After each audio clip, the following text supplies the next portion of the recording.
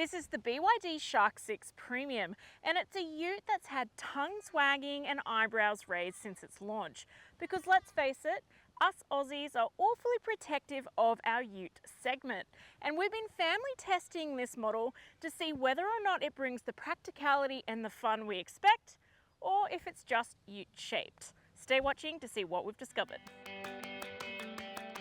The BYD Shark 6 is available in one well-equipped grade, the Premium, and it has a healthy before on-roads price tag of just $57,990. That positions this as the most affordable PHEV ute on the market at the moment. Its nearest rival is the GWM Cannon Alpha Lux, which is $2,000 more expensive, before you jump into the base grade Ford Ranger plug-in, which starts at over $70,000. So this is starting to look pretty good on paper. The Premium comes well stocked with great features, like synthetic leather upholstery, electric front seats with heat and ventilation functions, wireless Apple CarPlay and Android Auto, as well as a large 15.6-inch media display and a 10.25-inch instrument cluster. There's also a coloured head-up display, a full suite of LED external lights, a full-size spare wheel, as well as multiple 230-volt AC ports. But you do miss out on items like a sunroof and a heated steering wheel. But the full specs are in my detailed written review at carsguide.com.au if you need more info. The Shark 6 is a really good looking ute from all angles. It's beefy, but it's not over the top. And the unique and wide LED external lights just really capture the modern heart perfectly. The cabin space is enormous. Everything though looks really well sized and well positioned. And there's a plethora of soft touch points throughout, which is great. I love that you've got synthetic leather upholstery that's been finished with a contrasting orange stitch, as well as lots of orange accents scattered about the car. It just adds a real nice point of interest in here. I really like this center console design with the big grab handles, large gear shifter, and these really cool looking switch levers, which makes this feel like you're in an aeroplane cockpit. I also like that the starter button is orange, which makes it very easy to see and use. The best part of the cabin is definitely the space, because it is cavernous in here. Super easy to get very comfortable and stretch out. The electric front seats are quite plush with all of their extra features, and even though you've got a 230mm ground clearance, it's not a hard car to get in and out of because of the wide side steps. This is a really easy cabin to keep neat and tidy because you've got lots of storage options, including some clever little storage in the dash with a cubby, sunglasses holder, this center console which has 2 phone cradles and the usual cup holders, as well as a good size middle console. The media display looks great with its graphics and is responsive to touch. It's a fairly simple system to get used to once you spend some quality time with it. First timers might get flustered initially, mainly because most of the car's features are buried in the system, including climate control, which might annoy some. You can change the orientation of the screen itself. I've kept it in landscape mode because when it's in portrait mode, I found that it sort of interfered with my vision from my driving position. This has wireless Apple CarPlay and Android Auto, the former of which has maintained a really steady connection this week, which is great. While I do like that it's so large and it fills up the whole screen when it's activated, it does make it quite easy for people around you to see what's on your screen, whether it be maps or the nickname for your husband, which a bike rider who was stopped at the traffic light next to me did have a little bit of a chuckle. This back row is super comfortable to spend time in because the seat bases are really well padded, they're extra long, and you get a flat floor, which means long-legged families or families who need to make use of the 2 top tether points are going to be very happy with the available space. The amenities and storage in this row are pretty decent. You get a couple of map pockets as well as cup holders and storage bins, but you get directional air vents as well as a 230-volt AC plug port back here. Overall, most of the comments from my 8-year-old son have been that his view's been really good and that the doors can be a little bit heavy to open on a slope. In terms of access, he hasn't had any trouble climbing in and out, but you will be helping younger kids in.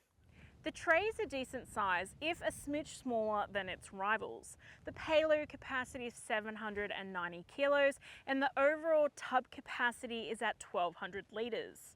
The tailgate has a soft opening, it's not too heavy to lift up, which is great. The only real drawback to the tray is that when this tailgate is down, there's no steps to easily access the tray and get stuff out. But I do like that you get lights, 3 230 volt AC power ports back here, as well as a full-size spare tire.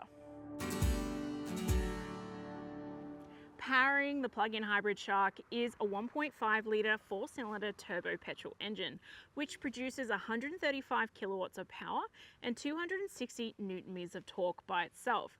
But the 2 electric motors, one located at each end of the car, do increase the outputs to 321 kilowatts and 650 newton meters respectively. However, this only supports a brake towing capacity of 2.5 tons, which is a full ton less than its nearest rivals.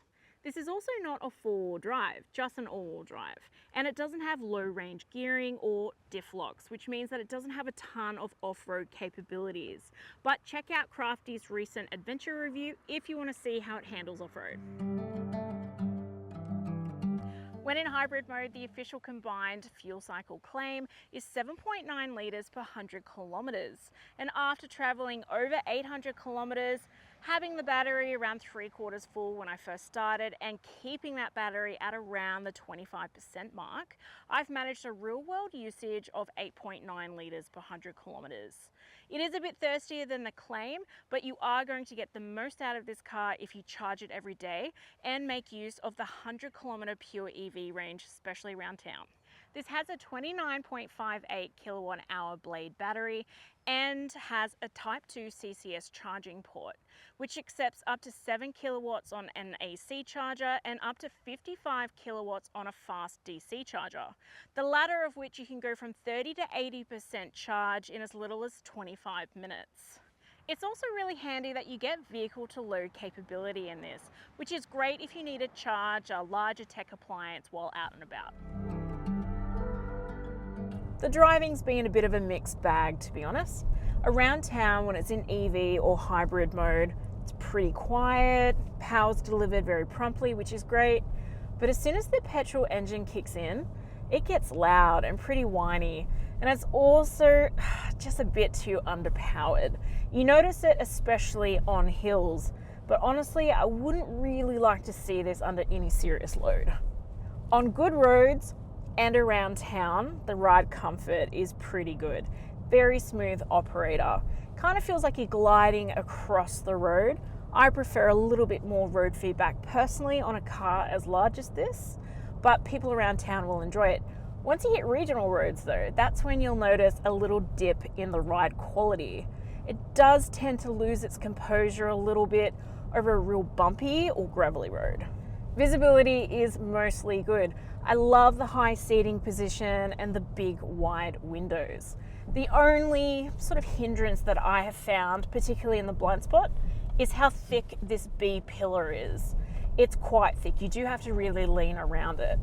Another note that I think is worth mentioning, when my 8-year-old is sort of really close around the car, I can't see him from my driver's position, which is something that you should be aware of if you often have kids around.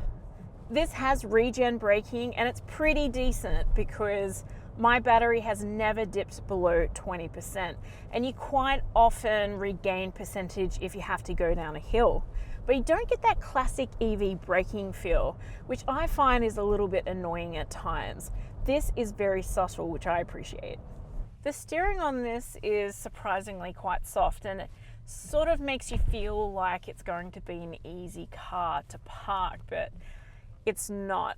It's a bit of a pain in the butt, to be honest, because it's over almost 5.5 meters in length and with a massive 13.5 meter turning circle.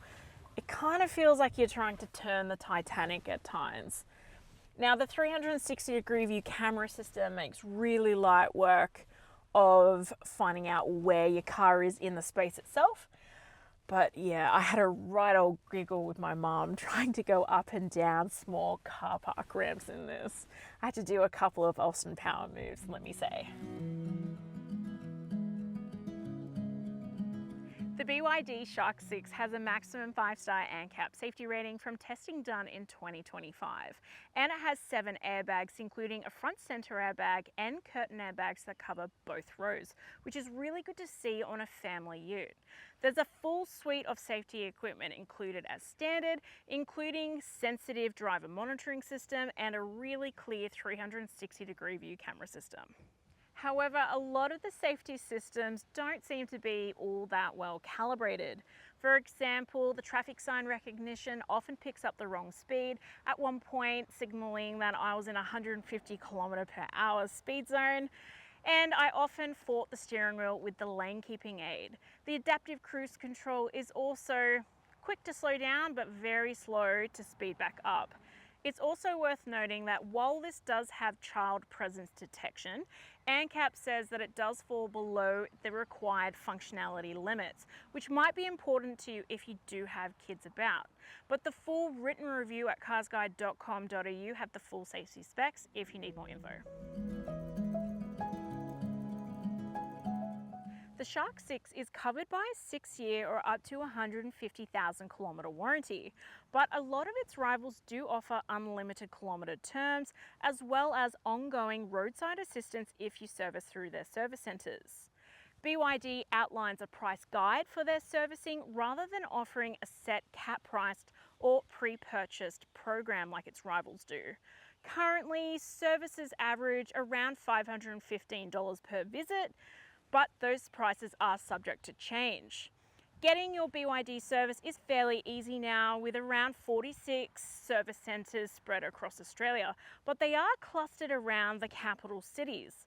Currently, the spend per service is around $515, but prices are subject to change. Getting your Shark 6 service is fairly easy, with around 46 BYD service centres scattered across Australia, but most are clustered around the biggest cities. However, BYD has partnered with some MyCar service centres, which may help regional drivers.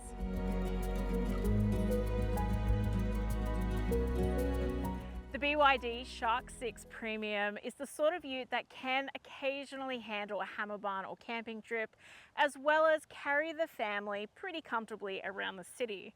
But it does start to get pretty hard to ignore the underpowered engine, messy safety tech, and the mixed handling. If this had the similar capabilities of its rivals while looking this good, it would be a very hard package to beat. But it doesn't.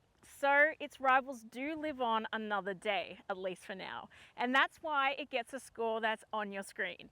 But if you're after the full review, check it out at carsguide.com.au, and I'll see you on the next one.